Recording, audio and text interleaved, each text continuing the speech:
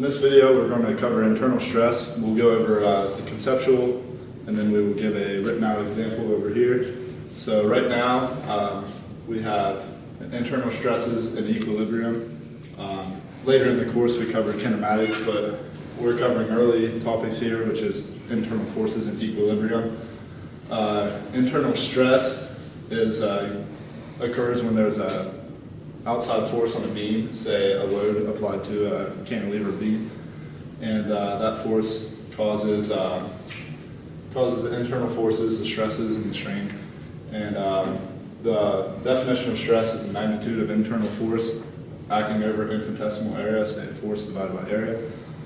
And now So the things that you're going to need to know before approaching a problem like this are Newton's second law and the equilibrium conditions relating to the second law. And Newton's second law states that the sum of the forces on an object is equal to the sum of its mass and accelerations. But more importantly for our case, it's going to the equilibrium conditions state that the sum of the forces has to equal 0 in order for your object to remain stationary. And over here we have a basic sketch of what this would look like. So we have a cantilever beam, and there's some external forces and moments acting on the object. And what's going to happen is there's going to be some reactionary forces over here where the beam is cantilevered that are going to keep some of the forces and moments equal to 0, so your beam's going to stay still.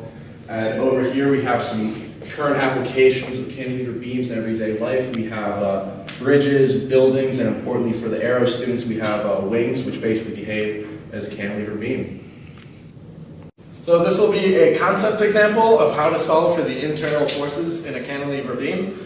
So you're given this problem, you have a cantilever beam fixed to a rigid wall, and then the beam is divided up into different segments, A through D, and you are given random forces here shown in blue.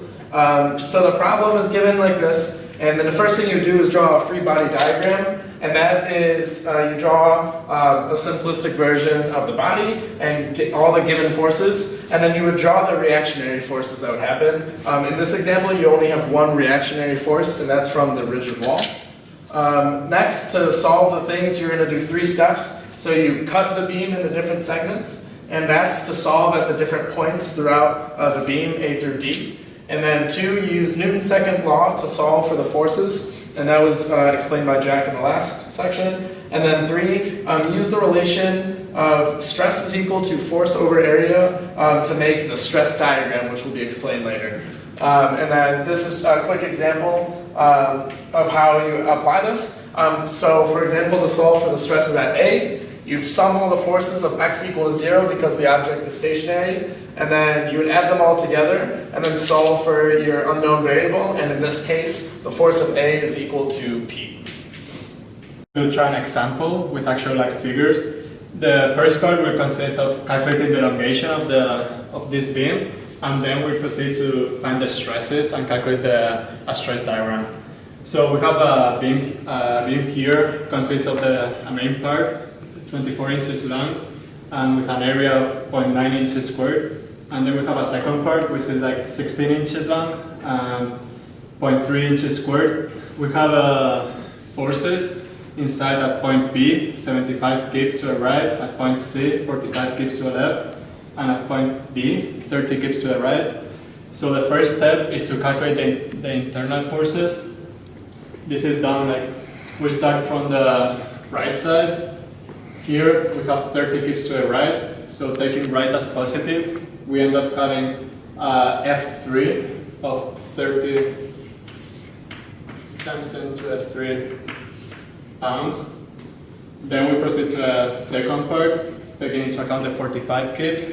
So again, taking the right as positive, we have 30 minus 45 minus F2. This ends up being minus 15 times 10 to the 3 pounds. And finally, we include the 75 kips. So again, 30 kips to the right plus 75 kips to the right minus 45 kips to the left minus F1. That ends up being 60 times 10 to the 3 pounds. So now that we have the internal stress forces, we can calculate the elongation. We'll do this by using, so we can calculate this using the following equation. So inputting the forces we calculated before, it will end up being 1 over 29 times 10 to the 6 psi, which is the Young's modulus number in English units. So then we input here the F1 we calculated, which is 60 times 10 to the 3, times 12 inches, which is the length up to this point over the area, 0.9 inches squared. Then F2, which was minus 15 times 10 to the 3, times 12 inches because it's also the length over 0.9 inches squared. And finally F3, which is 30 times 10 to the 3, times 16 inches because it's the second part of the beam over 0.3 inches squared. This gives us an elongation of 75.9 times 10 to minus 3 inches.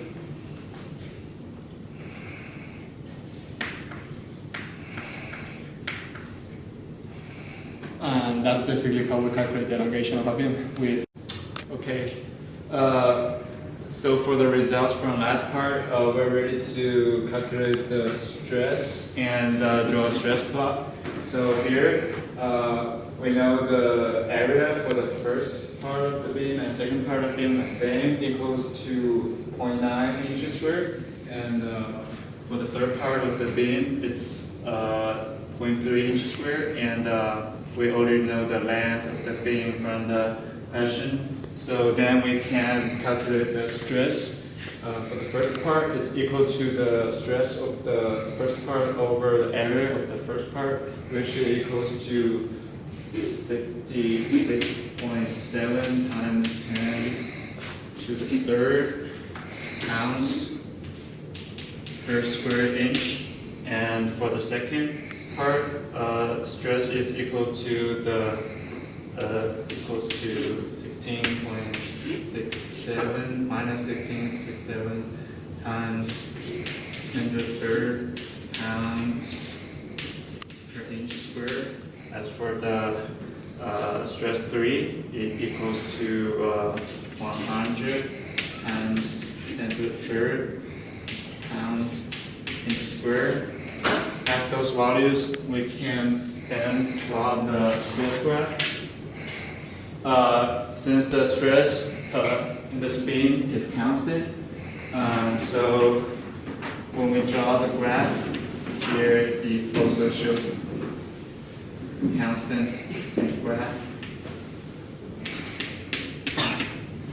As for the second part, since the stress is going to be negative, it suddenly drops from positive to negative, and we draw it. And as for the third part,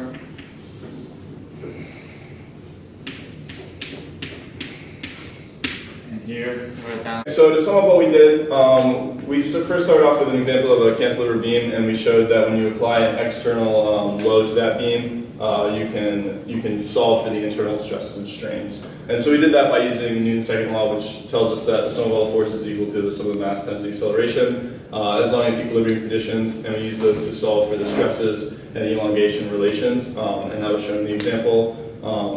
And finally, then we plotted what that stress looks like throughout the beam as you're moving through the beam. And then you were able to also see where the maximum stress was in that plot. And then finally, we showed what some applications are for this. For the aerospace industry in particular, a wing's a perfect example for where you can see a cantilever beam because it's attached to one point, and the other side often has a load applied to it. It is also used in mechanical engineering and civil engineering with buildings and all sorts of different things. But yeah, that's basically it.